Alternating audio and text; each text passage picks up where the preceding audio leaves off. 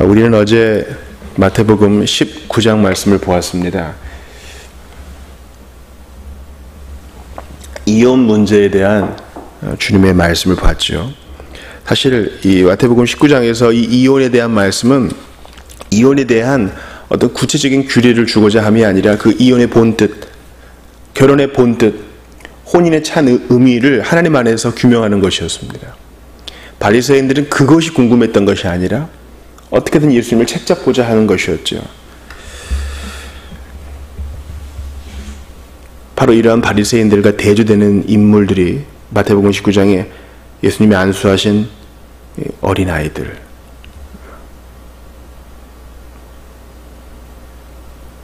우리 주님을 위해 모든 것을 버린 자들입니다. 이러한 바리새인과 부자 청년은 한 가지입니다. 천국에 들어가기 어려운 것이죠. 왜 그렇습니까? 바리새인 같은 경우에는 하나님 말씀을 듣고자 하는 의지 자체가 없어요. 생각은 딴 데가 있습니다. 어떻게 하면 저 사람 허물을 잡을까? 청년의 생각도 한 군데 있습니다. 어떻게 하면 이 재산도 갖고 영생도 얻을까? 그러므로 생각을 모두어서 예수께 집중하지 않으면, 예수 그리스도를 우리의 권위의 원천으로 삼지 않으면 우리는 천국을 소유할 수 없습니다. 죽어서 가는 천국뿐만 아니라 바로 오늘 누리는 천국도 얻을 수 없습니다. 예수 그리스도가 첫 번째가 되어야 합니다. 그분은 그럴 만한 가치가 있으시고 그러한 권위를 갖고 계십니다. 마태복음 20장에서도 우리 주님이 천국 비유를 통해서 그러한 권위를 주장하십니다. 우리가 알다시피 제3시에 온 사람, 제6시에 일하러 온 사람, 제9시에 일하러 온 사람, 그리고 제11시에 온 사람 다 있어요. 그리고 고작 와서 1시간 일한 제11시에 와서 일한 사람도 한 데나리온을 받으니까 나머지 사람들은 우린 더 받겠지 한 거예요.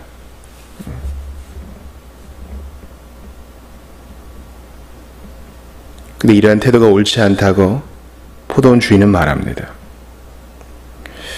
여러분, 우리 스스로는요, 집주인의 관대함, 이 포도원 주인의 관대함을 생각하기보다는 공정성에 대한 우리의 생각이 너무 커서 이 사건을 제대로 보지 못할 때가 많아요. 그러면서 이 포도원 비유, 포도원 품꾼들의 비유를 마무리하시면서 예수님 하신 말씀을 보세요. 16절입니다. 이와 같이 나중된 자로서 먼저 되고 먼저 된 자로서 나중되리라. 이 말씀이 어제 우리가 봤던 본문 19장 마지막 절에도 나와요. 그러나 먼저 된 자로서 나중되고 나중된 자로서 먼저 될 자가 많으니라. 이 말씀은 무엇입니까? 주님을 위해 새롭게 헌신하는 자들이 많을 것이다.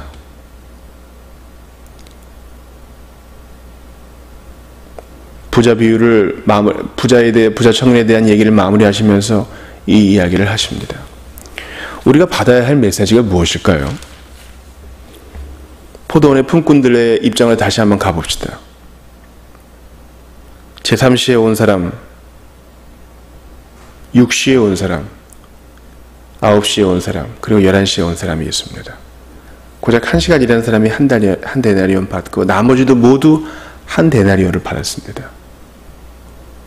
그런데 그렇지 않은 사람들, 즉 11시에 온 사람이 11시에 온 사람이 아닌 사람들이 지금 막 불평을 일으켜요. 근데 그 중에 9시에 온 사람도 있단 말이죠. 9시에 온 사람. 그 사람은 뭡니까? 고작 3시간 일한 거예요.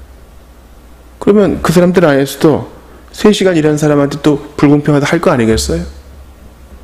또 제3시와 6시 사이에 온 사람들 중에도 3시에 온 사람이 6시에 온 사람 구박할 수 있겠죠. 내가 더 했다 너보다. 하나님 나라에 대한 시각은 이런 것이 아닙니다.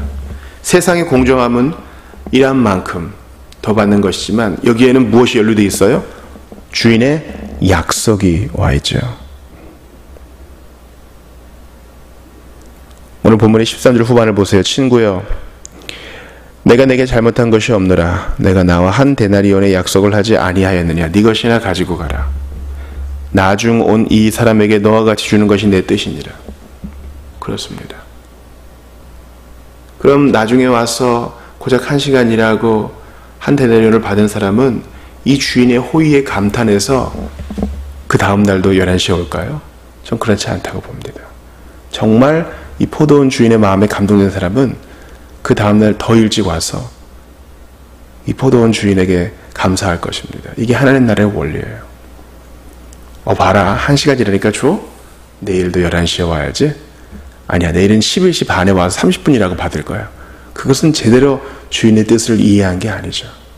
이게 하나님 나라의 원리예요. 제3시에 온 사람, 6시에 온 사람, 9시에 온 사람 불평할 거 없어요. 야, 우리 주인이 대단하구나. 그 당시를 생각해 보세요. 2000년 전 팔레스타인. 무슨 복지제도가 있는 것도 아니고 실업급여가 있는 것도 아니에요. 그날 일을 하지 못하면 그날 생계가, 그날 먹을 게 없는 그런 사회에서 야, 우리 주인이 대단하구나. 할 일 없는 우리들을 고용해다가 굳이 쓸 필요도 없는데 일을 시켜가지고 한 데나리온 하루 품삯을 주니 얼마나 고마운가. 우리 애들과 나의 아내와 우리 가족들이 모두 배불리 먹고 살 수 있겠구나. 여기에 감사하는 게 주인의 뜻이라는 겁니다. 난 한 데나리온 받았어. 응, 너는 11시에 왔지. 넌 반. 넌 반의 반. 그렇게 해서 그 돈 가지고 집에 가지고 갑니다. 그럼 뭡니까? 배고픈 사람들은 조금 더 나을 수 있겠지만 여전히 비참하지요. 고작 1시간이나 3시간 일하고 온 사람이 집에 가서 여보, 내가 오늘 일당을 받아왔어요. 아니, 왜 이렇게 많이 받았어요? 일한 것이 없는데 이렇게 많이 주는 주인이 있더이다. 내일도 그 집에 가세요, 여보. 그런 반응이 나오지 않겠어요? 하나님 나라는, 복음은 이런 것입니다. 세상의 합리성과 효율성과 공정성으로 따지면 은혜는 하나도 없고 퍽퍽한 것만 남는 거예요. 그래서 주님이 이것을 이해한 사람은 나중 된 자가 먼저 된 자가 많은 것이다. 제 얘기를 해서 죄송합니다. 저는 예수 안 믿는 집에서 태어났습니다. 그리고 자랐습니다. 그리고 모태신앙인 아이들이 너무 부러웠어요. 근데 한 가지 좋은 점이 있더군요. 절박함. 내가 예수를 붙들고 사랑하고 싶다는 그 절박함만은 제가 다른 사람에게는 뒤지지 않았다고 생각합니다. 그리고 나 같은 것에게 손 내밀어 주신 주님 때문에 비록 나중에 믿었지만 정말 제대로 믿고 싶은 마음이 있었습니다. 저에게 상담하시는 그런 분들이 있어요. 제가 어디에 빠지고 무슨 죄를 져서 지나간 시간 많이 까먹었습니다. 아니에요. 지금이 최선의 시기요. 지금이 최적의 시간입니다. 이제 여러분이 나중된 자로서 먼저 될 때예요. 딴 거 바라보지 말고 예수께 마음을 정하시고 이제 달려가실 때라고요. 그러므로 후회하지 마세요.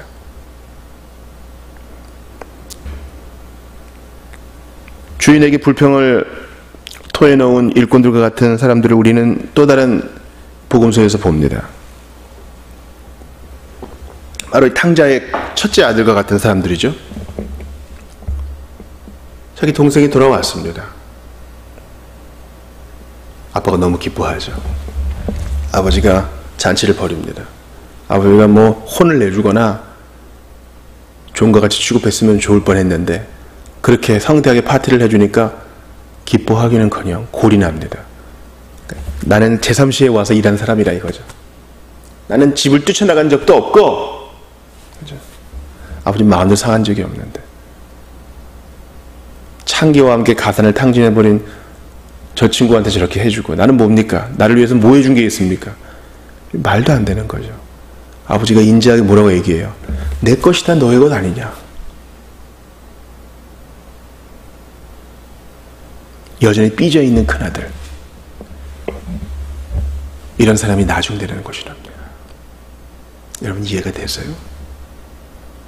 처음에 은혜로 구원을 받고 너무 기뻐했습니다. 근데 조금씩 복음에 대해 둔감해지다가 이제 내가 늘 하는 이 봉사가 짐으로 느껴지고, 내가 늘 하는 이 봉사와 섬김이 내가 하나님께 더 받아야 되는 것처럼 생각이 들어요.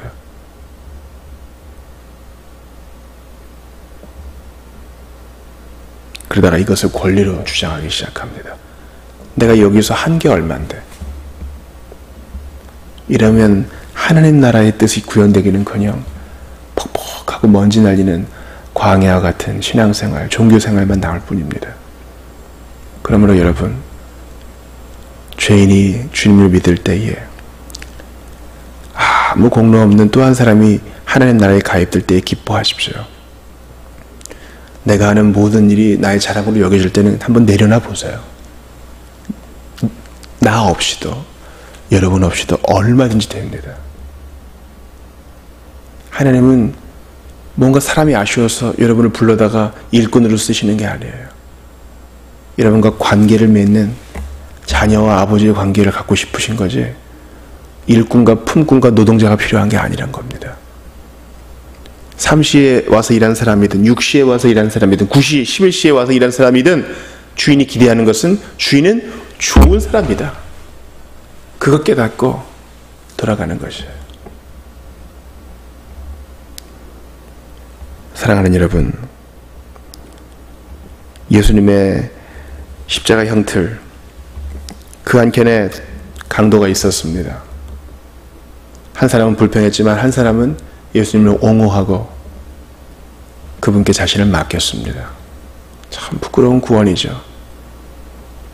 사지백체가 멀쩡하여 자유로울 때는 뭐하다가 이제 십자가에 매달려서 꼼짝없이 있을 때 그제야 믿냐 이 말입니다. 근데 그때가 바로 그 강도의 시간이에요.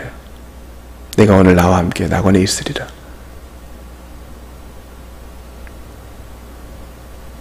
십자가의 못과 형틀이 그를 붙잡았지만 하나님이 그를 붙드신 겁니다. 꼼짝없이 예수 옆에 붙들려서 그의 말씀을 듣고 그분을 보는 것. 천국에서 그 강도를 한번 만나보고 싶어요. 같은 성도된 자로서 함께 어린이 함께 찬양을 올려드리는 무리 중에 있을 것입니다. 그때 너는 운명하기 직전에, 숨이 끊어지기 직전에 예수 믿었으니까 저 끝에 앉아. 그런 일이 있었겠어요?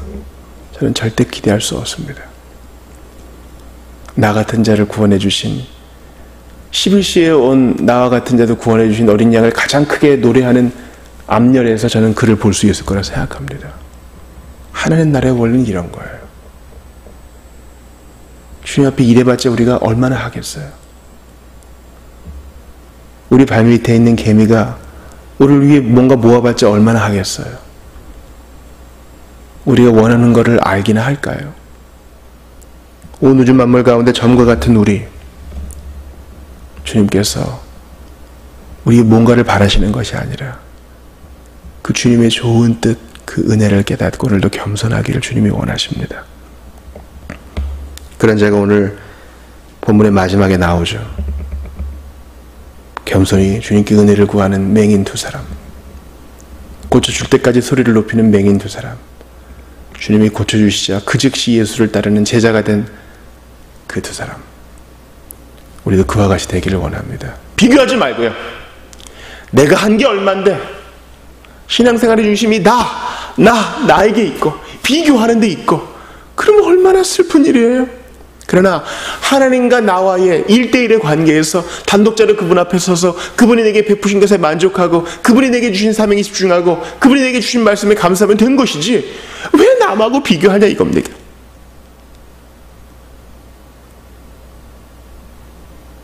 내게 주신 은혜가 족합니다. 요한의 사명이 달랐고 베드로의 사명이 달랐듯 주는 우리에게 각각 필요한 은혜를 주시고 각각 사명을 주십니다. 그러므로 주 안에서 오늘도 만족하십시오. 저 사람은 나보다 행복할 거야, 섣불리 판단하지 마시고 오늘도 여러분에게 주신 바로 그 길을 걸어가시는, 예수 십자가 복음 증거하시는 여러분 다 되시기 바랍니다. 기도합시다. 하나님 아버지, 세상의 공정함과 효율성과 평등에 대한 생각이 하나님 나라의 일에 끼어들까 걱정입니다. 너희 중에는 그렇지 않을지니 주님, 11시에 온 부끄러운 일꾼과 같은 저에게도 이런 은혜를 주셨사오니 하나님 앞에서 판단하지 아니하고 비교하지 않게 하소서. 오직 주신 은혜에 감격하고 감사하여 주께서 보여주신 이 길만 굳건히 걷게 하여 주시옵소서. 간절히 기도하옵나이다. 우리의 모습이 다르고 한 사람 한 사람이 다르듯이 오늘 각각 다른 길로 저희를 파송하시니 파송의 자리가 일터이든 가정이든 학교이든 있는 자리에서 예수님 주신 마음으로 최선을 다하여 일하고 배우고 섬기게 하옵소서. 간절히 기도합니다. 우리가 서 있는 곳이 거룩한 곳임을 기억하며 내 신을 번고 주님께 영광 돌려드리게 하옵소서. 모든 입술을 닫고 구세주를 찬양하는 일만이 있게 하여 주시옵소서. 겸손히 십자가 지신 예수님, 오늘도 그분을 따라가기를 원합니다. 가장 추악한 죄인도 용서하시는 주님은 좋은 분이십니다. 탁월하시고 찬양받기에 합당하신 분이십니다. 오늘도 우리를 인도하여 주시옵소서.